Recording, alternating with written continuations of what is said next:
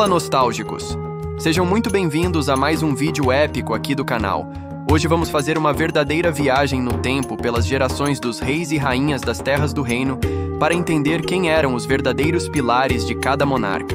A gente vai explorar os principais guardas, conselheiros e mordomos de cada um dos governantes de O Rei Leão, desde Moratu até Zulhor, passando por Arradi, Mufasa, Scar, Simba e até a temida Zira. E o mais curioso, em alguns casos, esses personagens não foram apresentados com destaque nas animações, mas suas presenças estão marcadas em HQs, livros e até indiretamente nas falas dos personagens. Então já vai deixando o like, se inscreve no canal e prepara o seu rugido, porque esse vídeo tá digno do trono das terras do reino. Começando com Moratu, o avô do Mufasa e bisavô do Simba. Apesar de ser citado com respeito como um dos grandes reis do passado, pouco se sabe sobre quem era de fato seu círculo de confiança. O próprio Mufasa menciona Moratu quando conta a Simba a importância de um bom rei se conectar com todas as criaturas vivas. O que sabemos é que suas leoas o seguiam com lealdade, embora não haja muitos nomes revelados. Elas provavelmente exerciam o papel de guardas reais, caçadoras e conselheiras informais. E aqui entra uma teoria muito interessante. Moratu pode muito bem ter sido o primeiro rei a contar com os serviços de Rafiki como conselheiro.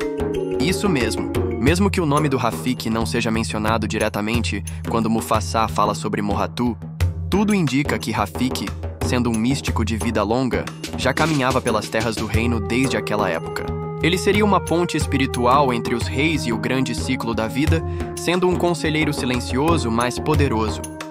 Já o mordomo de Moratu nunca foi revelado. Diferente dos reinados mais recentes, talvez Moratu não contasse com um mordomo, no estilo de Zazu ou Zuzu, ou ainda, esse personagem pode ter sido esquecido pela história. O que nos resta é imaginar como era o protocolo da corte naquela época tão distante. Avançando na linhagem, temos Arradi, pai de Mufasa e Scar, e rei em um tempo turbulento. Apesar de também ser um personagem mais conhecido por HQs do universo expandido de O Rei Leão, é possível traçar o perfil de seus aliados mais próximos. Arradi tinha ao seu lado como principal guarda e braço direito sua própria rainha, Uru. Uru não era apenas uma leoa comum. Ela foi descrita como forte, estratégica e muito ativa nas decisões do reinado. Seu papel ia além do de uma simples companheira. Ela era uma verdadeira líder de campo, uma conselheira de guerra e uma protetora da linhagem. O mordomo Arradi, surpreendentemente, era uma Kalaw chamada Zuzu. Sim, você não ouviu errado. Zuzu era a mãe do Zazu e servia fielmente a Arradi, mantendo informações em ordem, repassando relatórios do reino e sendo os olhos aéreos do palácio. É quase como se o cargo de mordomo fosse passado de geração em geração entre os Kalaws. Já o conselheiro de Arradi foi nada menos do que Rafiki. Aqui, diferente do tempo de Moratu, a presença do mandril já é mais clara e evidente. Rafiki passou a ocupar um papel mais ativo, com forte influência sobre as decisões do rei. Ele já era reconhecido como um sábio, portador de rituais antigos e, claro, da conexão com os ancestrais. Chegamos ao reinado mais conhecido e amado de todos, Mufasa, o rei que reinou com honra, coragem e um coração nobre. As principais guardas de Mufasa eram suas leoas de confiança, e entre elas se destacavam Sarabi, sua companheira e rainha, Sarafina, mãe de Nala, e também Adeya, Tish e Sophie, 3 leoas mencionadas em conteúdos expandidos como caçadoras de elite. Essas 3 não apenas lideravam caçadas, mas protegiam a fronteira do reino e garantiam a segurança do território quando Mufasa estava ausente. O mordomo de Mufasa foi ninguém menos que Zazu, o filho de Zuzu, que herdou tanto o cargo quanto a responsabilidade de manter a ordem e prestar relatórios diretos ao rei. Zazu podia ser um pouco ansioso, mas era dedicado e leal ao trono. E o conselheiro? Sem surpresa, Rafiki mais uma vez. Durante o reinado de Mufasa, Rafiki alcançou talvez seu auge como figura espiritual e conselheira.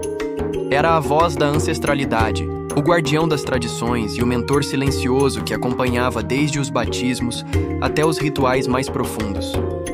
Mufasa escutava Rafiki, e essa relação de respeito mútuo era evidente. E então veio Scar, o irmão invejoso que tomou o trono pela força e traição. Mas mesmo ele, apesar de sua vilania, tinha ao seu lado uma estrutura de comando, distorcida, mas presente. Durante o reinado de Scar, as hienas assumiram o papel de principais guardas. Shenzi, Banzai e Ed estavam sempre por perto, e ele usava o medo como forma de manter a lealdade de todos ao seu redor. O conselheiro de Scar foi Rafiki, sim, ainda ele. Embora a relação entre os dois tenha se deteriorado com o tempo, em alguns momentos das HQs e outras mídias, é possível perceber que Scar recorria a Rafiki. Ele o ouvia, ou fingia ouvir, tentando entender e manipular os conselhos do Mandril de acordo com seus próprios interesses. Apesar do conflito, Scar respeitava a influência espiritual de Rafiki, mesmo que não seguisse seus ensinamentos. Scar teve Zazu como mordomo, mas não como seus antecessores. Após tomar o trono, parece ter dispensado a função, talvez por não confiar em ninguém, ou por considerar a função desnecessária para seu tipo de governo. A ausência de um mordomo mostra como o reinado de Scar era caótico e sem controle institucional. Depois da queda de Scar, Simba retorna para recuperar o trono. Com ele, vem uma nova geração e também o retorno à ordem. Simba manteve as leoas como principais guardas, mas é quase consenso que sua guarda pessoal era liderada por Nala, sua companheira e rainha. Nala é forte, corajosa e teve papel ativo na restauração do reino. Além dela, outras leoas do bando voltaram a ocupar funções de proteção e defesa. O mordomo de Simba continuou sendo Zazu, já veterano e com muito mais experiência. Zazu passou a agir de forma mais prudente e sensata, mantendo a comunicação entre as diferentes regiões do reino. Mas Simba também deixava algumas missões para Pumba e para Timão. E sim, Rafiki permaneceu como conselheiro real, mesmo com o passar dos anos. Com Simba, Rafiki agia como um guia espiritual, mas também como alguém que conhecia profundamente a história da família real. Ele ajudava Simba a lidar com os próprios traumas, além de manter a conexão com os reis do passado. Agora vamos falar dela. Zira, a leoa que liderou os Outsiders após a queda de Scar. Ela era mais do que uma líder. Era uma verdadeira fanática pela ideologia do Scar.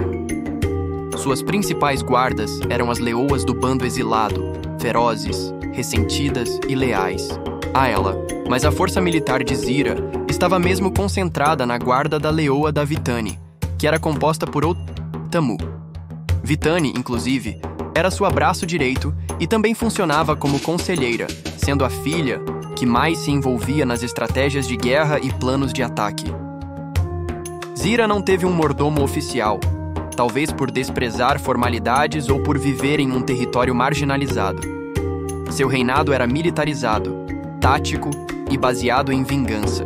O protocolo não fazia parte da sua... Por fim, temos uma figura rara e quase desconhecida, Zu-Hour, uma hiena misteriosa que liderou por um breve período e ficou conhecida por eliminar outras hienas fortes do clã por medo de perder o poder. Suas guardas pessoais eram formadas por hienas aleatórias, muitas vezes subordinadas por medo e não por lealdade. Zu-Hour era temida dentro do próprio grupo e evitava formar vínculos fortes. Isso porque ela sabia que qualquer ligação poderia representar uma ameaça ao seu domínio. Ela não teve conselheiros nem mordomos. Seu comando era baseado no controle absoluto e no terror. Zu-Hour reinava sozinha, impondo o medo até ser traída por Scar e atirada de um local alto, ficando sem os movimentos das patas. Quando Simba assumiu o trono, Nala tornou-se rainha de direito. Mas diferente de outras rainhas, Nala não ficou. Apenas nas funções cerimoniais, ela foi uma liderança ativa, tanto dentro quanto fora da Pedra do Rei. Com sua força e coragem, Nala se tornou uma referência entre as leoas. É comum considerar que ela liderava a guarda pessoal do rei, sendo sua principal defensora e conselheira em momentos críticos.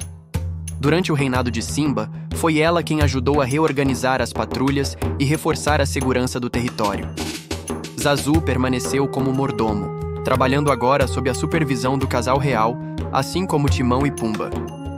E Rafiki continuou em sua função de conselheiro espiritual, auxiliando não apenas Simba, mas também Nala em decisões importantes para o futuro da linhagem. Na geração seguinte, Kiara e Kovu assumem a liderança do reino após Simba. A união dos dois marca a paz entre os exilados e os leões do reino, selando uma nova era de equilíbrio e prosperidade. Zazu, já mais velho, continuou como mordomo real, servindo a nova geração com a mesma lealdade e sabedoria de antes. Rafiki manteve seu papel como conselheiro, sendo um dos poucos a atravessar todas as gerações da história. Quanto aos guardas, embora não tenha sido mostrado diretamente, é possível que leoas como Tifu e Zuri, vistas durante a juventude de Kiara, tenham assumido funções importantes ao chegar à fase adulta. Também é possível que algumas leoas exiladas tenham sido integradas à guarda após a união dos bandos. Essa geração ainda guarda muitos mistérios, já que não houve uma continuação oficial de O Rei Leão 2, mas é certo que Kiara e Kovu abriram um novo capítulo na história. Voltando no tempo, nós ainda tivemos as rainhas Uru e Sarabi, que tiveram praticamente os mesmos mordomos e guardas que seus companheiros. E aí, nostálgicos, o que acharam desse verdadeiro mergulho nos bastidores da realeza das terras do reino? Descobrimos que por trás de cada rei ou rainha havia uma rede de personagens essenciais para a manutenção da ordem, ou do caos. Rafiki, Zazu, Nala, Sarabi, Uru, Zira, Vitani, todos tiveram papéis fundamentais, mesmo que muitas vezes nos bastidores. Deixa aqui nos comentários quem você acha que foi o melhor conselheiro, o mordomo mais leal e a guarda mais poderosa dessa linhagem lendária. E claro, não esquece de deixar sugestões para novos vídeos como esse.